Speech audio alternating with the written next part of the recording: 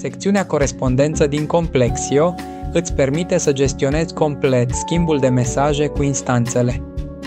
Fiecare mesaj este legat de un dosar specific și poate conține text, fișiere și documente standard.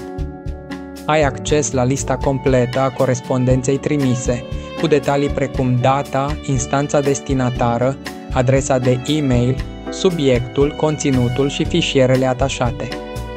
Pentru a trimite un mesaj nou, selectează dosarul corect.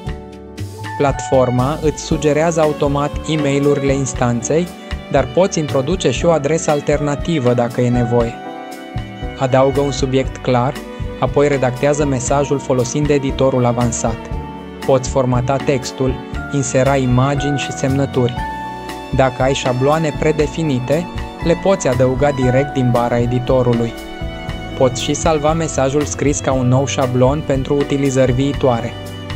Încarcă fișiere PDF relevante, cereri, anexe sau dovezi.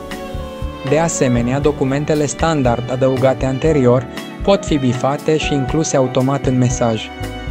Corespondența cu instanțele devine astfel clară, organizată și eficientă direct din platformă.